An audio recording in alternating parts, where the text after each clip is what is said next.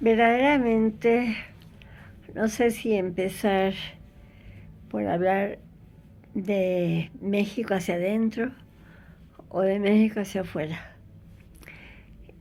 Tampoco sé cómo calificar lo que nos está sucediendo debido a que tenemos a un presidente que nunca ha asumido su papel de presidente. De repente es un ciudadano que se siente con el derecho que cualquier ciudadano mexicano tiene y de repente cree que estamos afectando su investidura presidencial cuando así conviene a sus intereses. Hablando hacia el interior de nuestro país, lo que sucedió hace 2 o 3 noches cuando llegó el secretario de Gobernación con la nueva iniciativa que llamó el señor observador Plan B, para poder afectar, digamos, o alterar o corregir o modificar las leyes secundarias en lo que se refiere a la reforma constitucional electoral.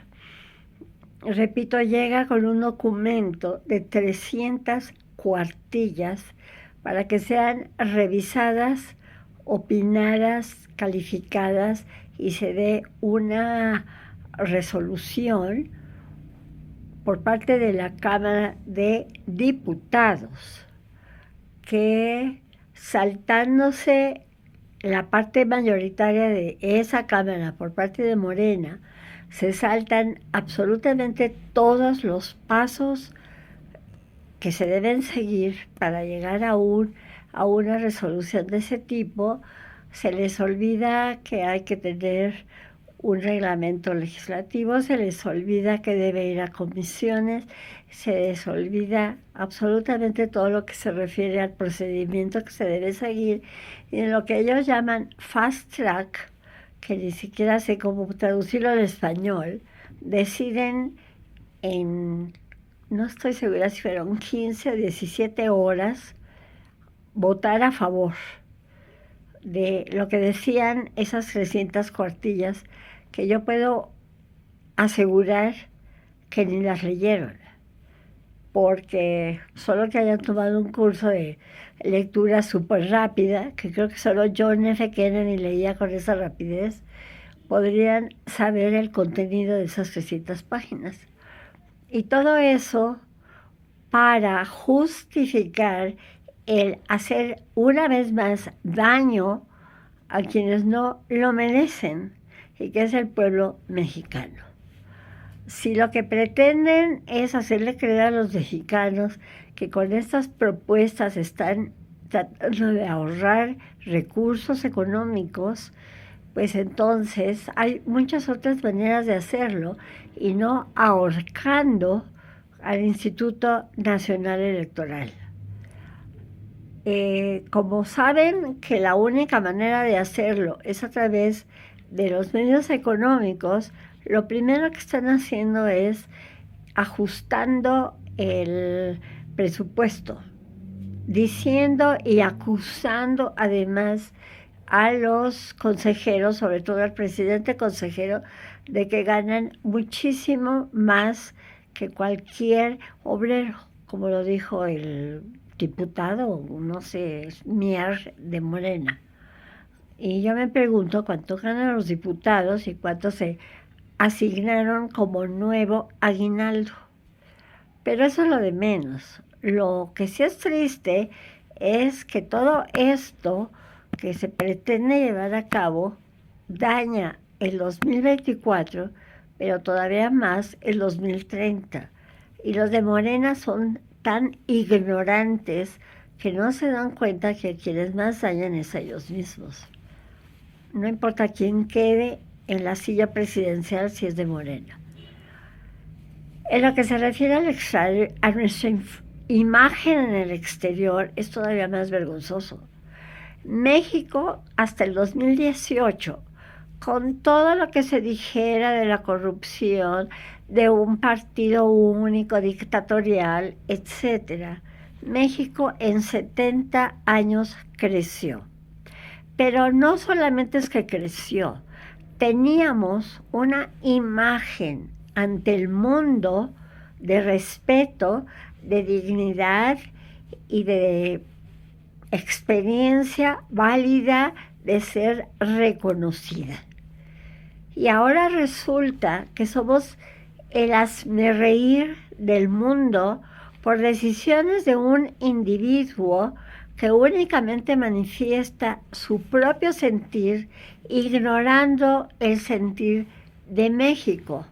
Y únicamente se preocupa en decir lo que a él le interesa, sin medir las consecuencias que sus dichos, que sus acciones y que sus malas decisiones afectan al país, a México y como consecuencia a sus ciudadanos. ¿Por qué? Porque él cree que no pasa nada si el TEMEC, que es el Tratado de Libre Comercio con Estados Unidos y Canadá, si se va a paneles o no se va a paneles, no va a pasar nada, porque en última instancia no le afecta a él. Y él cree que la empresa privada en México son los 120 y tantos mil empresarios multimillonarios que hay en este país, y se olvida que hay más de 6 millones de empresas pequeñas y medianas cuya subsistencia depende de las relaciones comerciales internacionales, sobre todo con los Estados Unidos, y por eso existe el TEMEC, y por eso los mismos de Morena firmaron la renovación del tratado, porque es importante para la subsistencia de un país su interacción con otros países en lo que se refiere al comercio.